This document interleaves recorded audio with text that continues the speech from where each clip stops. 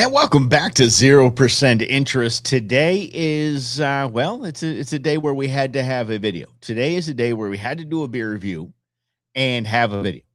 The reason why, I told you that we're bringing the temperature of the room down. We're bringing the mood of the room up. So when something happens in our world that we should talk about, so everybody can calm down, take a deep breath, we're going to talk about it. All right. But let's, today, we are talking about the Dodgers ruining Major League Baseball and how they're not ruining Major League Baseball at all. Okay.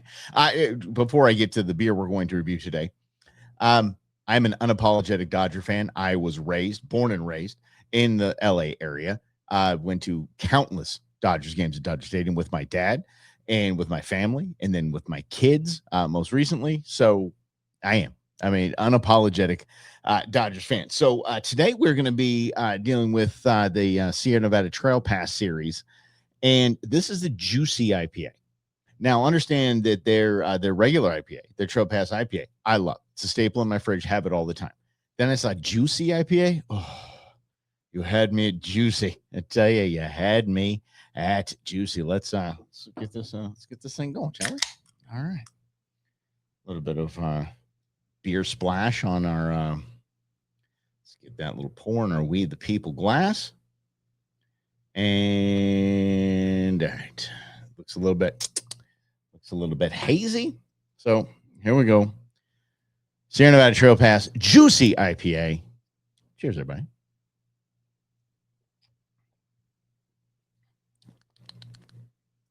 I get what they're saying, juicy.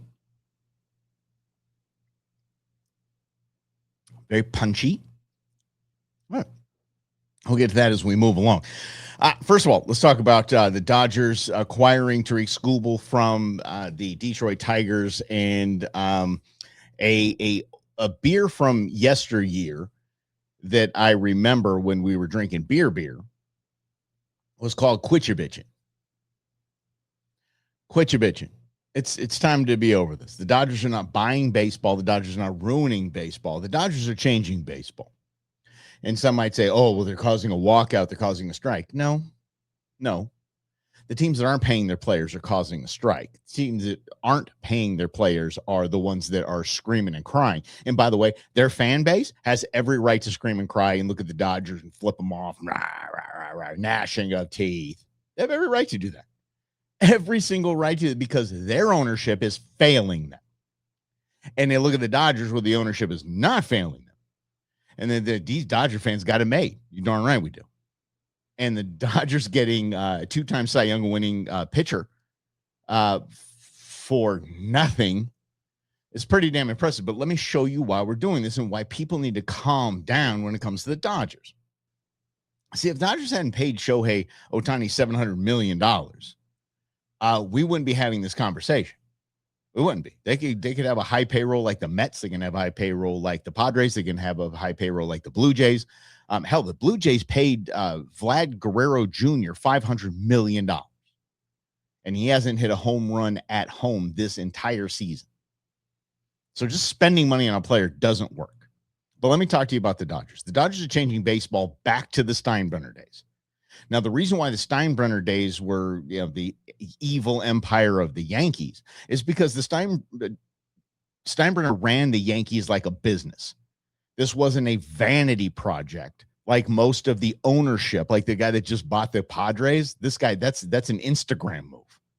He just wants to be a baseball. He owns a soccer team already. So he's like, oh, yeah, I'm on the San Diego Padres. It's a vanity project. It's not a business. You see, the Dodgers ownership, they're running this like a business, and they have been for a hot minute. And it started back in the day.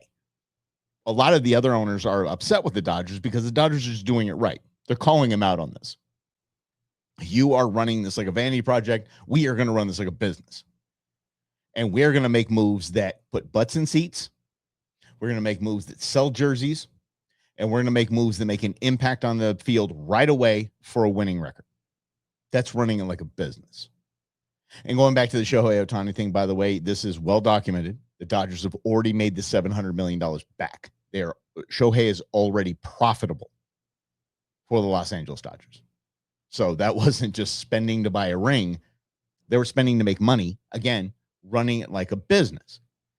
So when you see the other teams that benefit from Shohei's in town, you don't know that the other teams are making money. Look at all the Japanese advertising behind home plate on fields that aren't Dodgers. That goes to those teams. And that's there specifically because Shohei Ohtani is in town. But back to the business of the Dodgers. Dodgers decided decades ago, we are going to invest in our farm system. Now, the farm system, okay, so those you might not know, there's the Major League Baseball, the teams you see on TV, and then they have 3 other teams, sometimes 4. So they have a AAA team, which is just under the majors. Then they have a AA team, single A team that you didn't hear anything about. But that's called the farm system. The Dodgers said, we are going to invest in our farm system and get the best players into our farm system. God bless them. I'm not a big fan, I'm telling you. The Sierra Nevada Juicy Trail Pass, the Juicy IPA. Their Trail Pass is fantastic. It's one of my favorite beers. I think they're stretching with the Juicy. I think this might be a miss. But they decided to invest into their farm system. And they weren't investing in their farm system so they could bring players up and make them Dodgers at Chavez, at Dodger Stadium. No. They're investing in their farm system to use as trading chips. They had the best prospects to use as trading chips to trade for players that make an immediate impact, again, putting butts in seats, selling jerseys, and bringing a winning record and a championship. In this case, hopefully 3.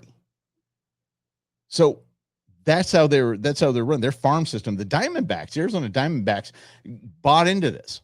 And I remember I was in the locker room with Luis Gonzalez. He was talking to us, and the Hall was there. They were very excited. This was a few seasons ago. And they were very excited about their farm system. They're like, we have a Dodger-esque farm system, and we are bringing in the next big Diamondback names. It's not what the Dodgers were doing. They were imitating the Dodgers, and they did it well, but for the wrong end. They were trying to bring up players onto their field. The Dodgers were just bringing up players to put on other people's field to take their best player and put it on their field. That's the difference right there. The Dodgers are playing the long game. They have played the long game. Trust me, as a fan with 30 years, 30, without seeing a World Series championship. Yeah. And I stuck with them the whole way. And you know something, there's going to be a time where the Dodgers might die off the vine, and here I'll be there. I'll be right there again at the games. And then let's talk about the players. So again, this is not the Dodgers are not ruining baseball. The Dodgers are playing baseball as a business like you should. So let's start with the moves that they made. This goes back to the Mookie Betts trade. Mookie Betts was one of their best players. He's not having the greatest season, but it was Mookie Betts, and they got David Price from the Red Sox. Okay, the only thing they gave up for Mookie Betts was Alex Verdugo, a decent player. Jeter Downs, I have no idea who that is, and Connor Wong. Who the hell is that? There are players in the minor leagues we've never heard of.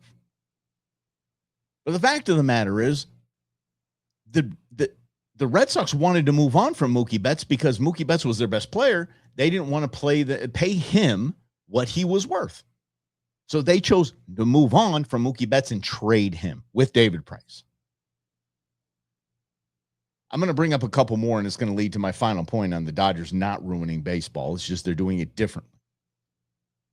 There's a trade for Max Scherzer and Trey Turner, arguably two of the best players in 2021. Amazing players. Okay. What did they give up for Max Scherzer, one of the best pitchers we've seen, and Trey Turner, what is still one of the best players in the league? They gave up 2 top 50 prospects.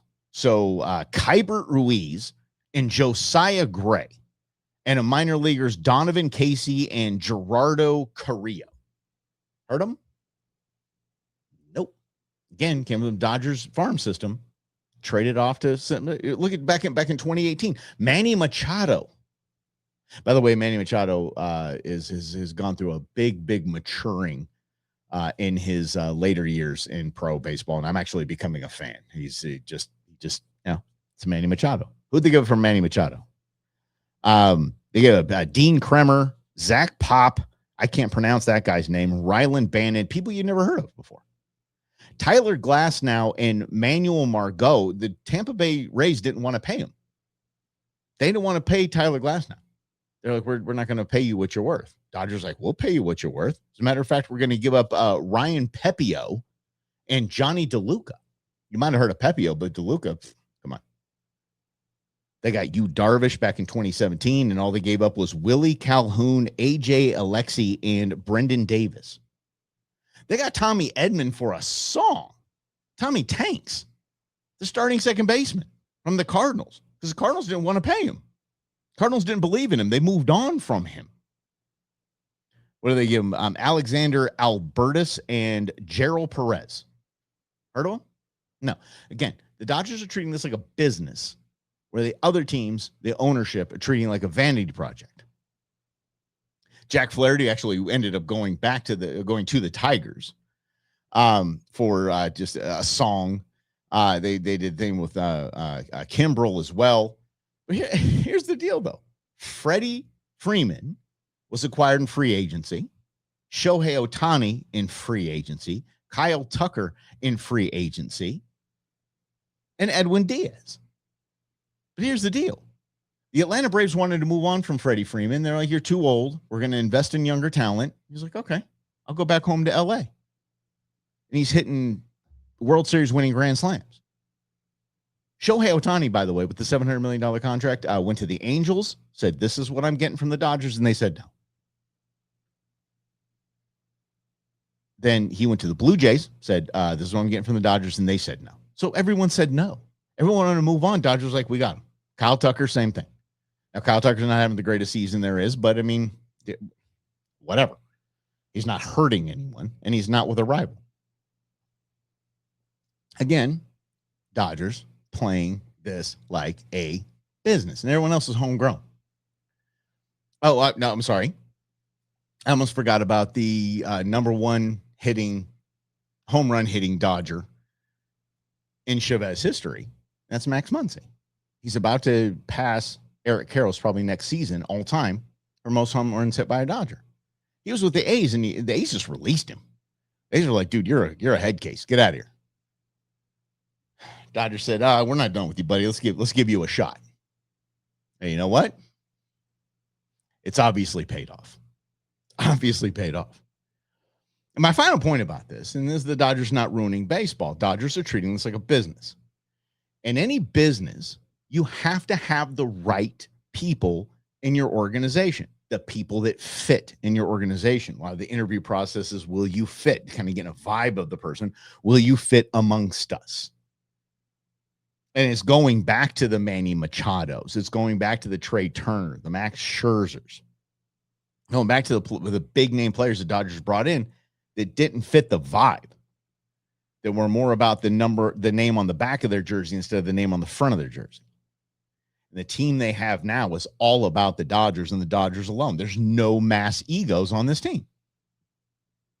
Best player in baseball is one of the kindest sportsman-like players you're ever going to see in Shohei Ohtani. And everybody gets along. Everybody's out there having fun. Rushing's a little bit of a wild card, but whatever. We need him. There's a fit.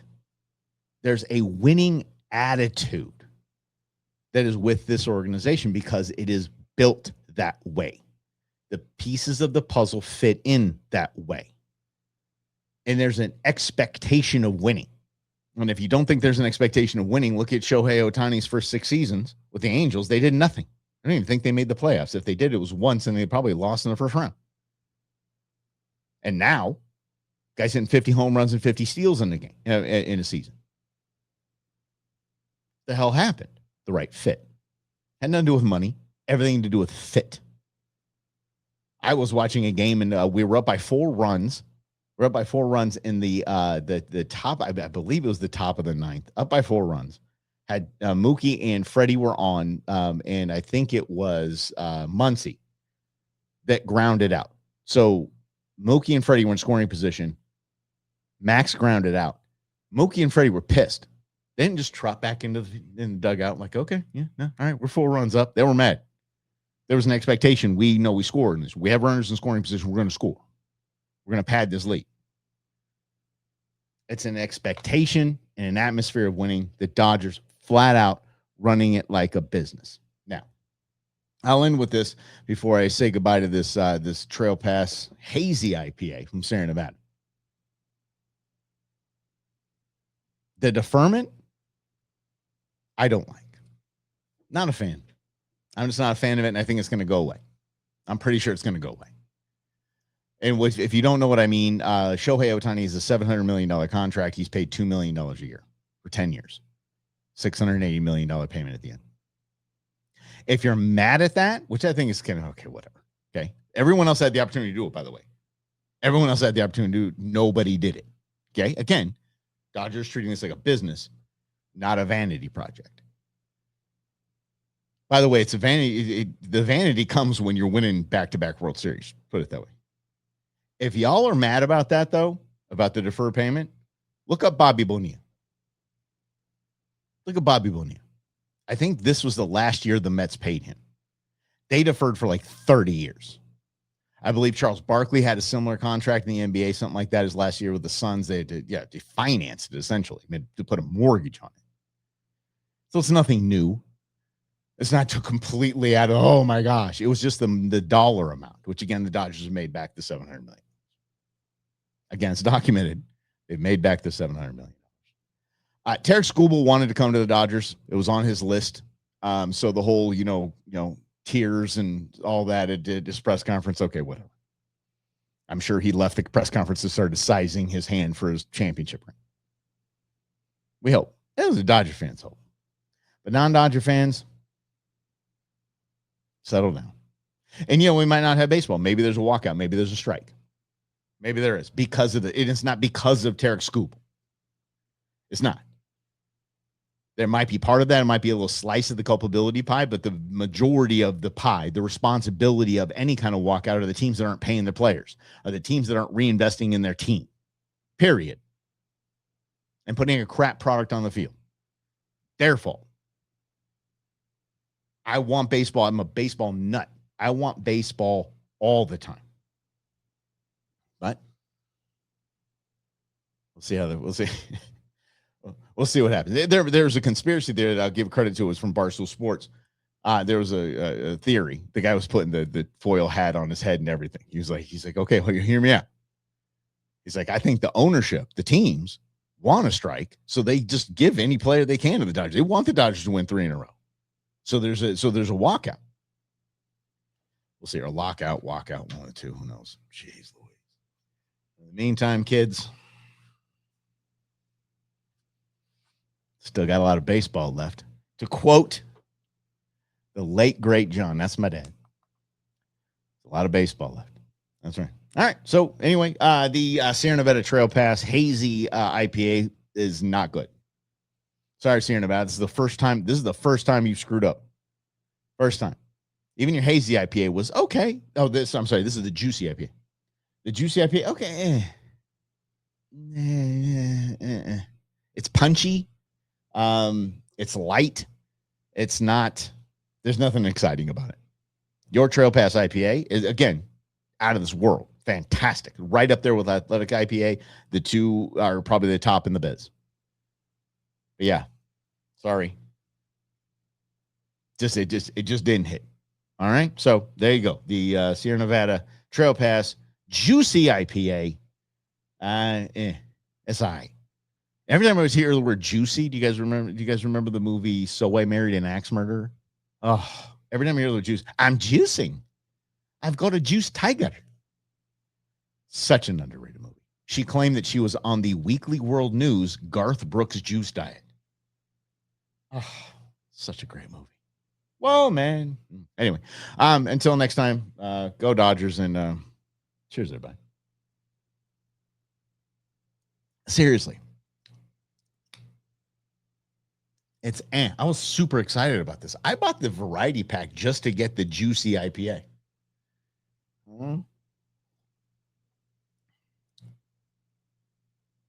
Meh.